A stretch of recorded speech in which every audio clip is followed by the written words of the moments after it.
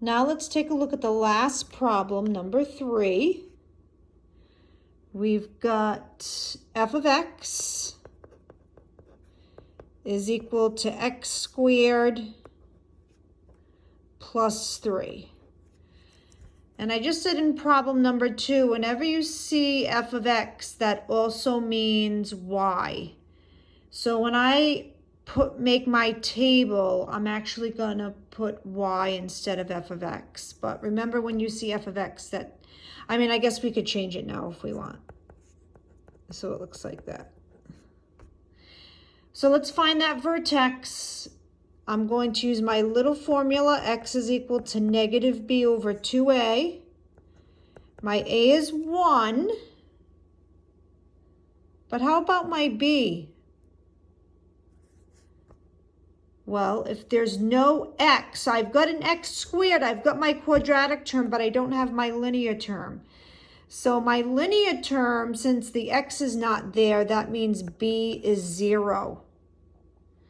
So if there's an x squared, but there's not an x, that means b is 0.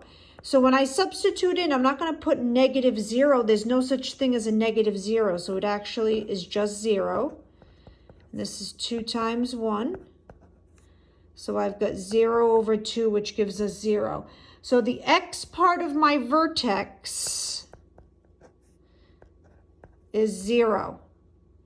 Now I'm going to take this 0 and substitute in. So I've got y is equal to 0 squared plus 3. There's only an x squared.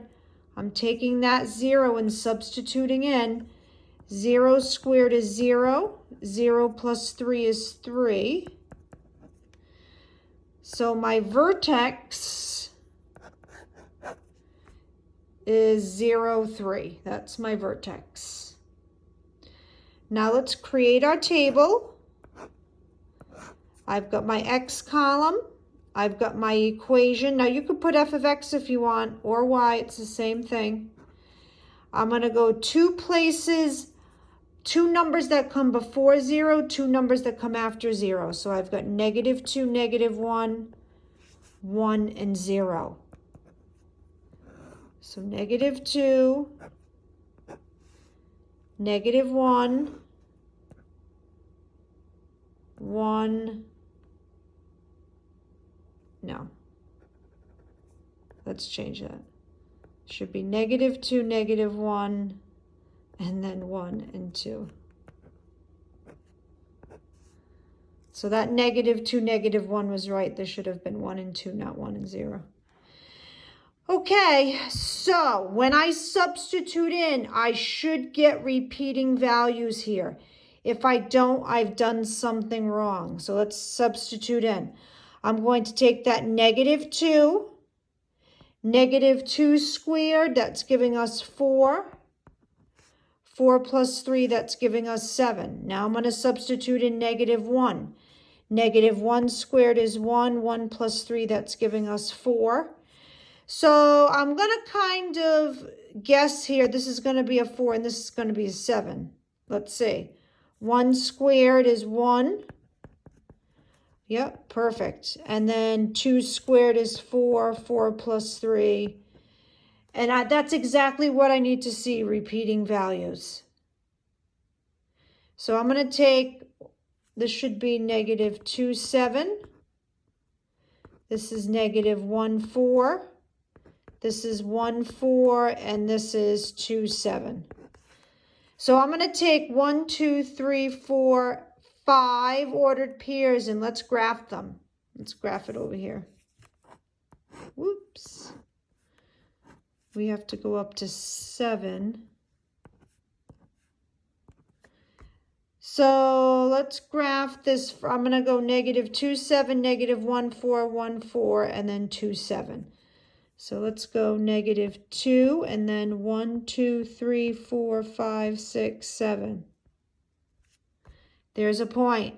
Then I've got negative 1, positive 4.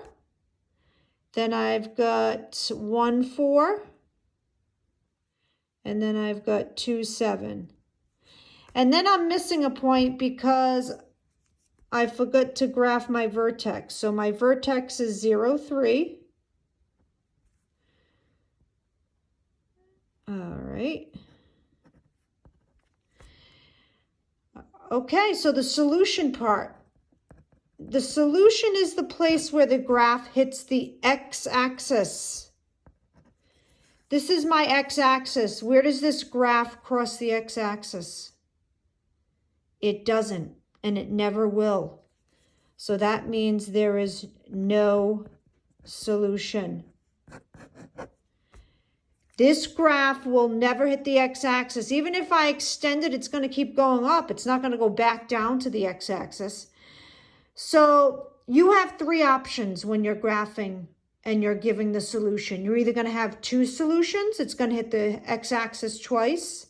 You're going to have 1 solution. If you have 1 solution, that means it's your vertex is right on the x-axis.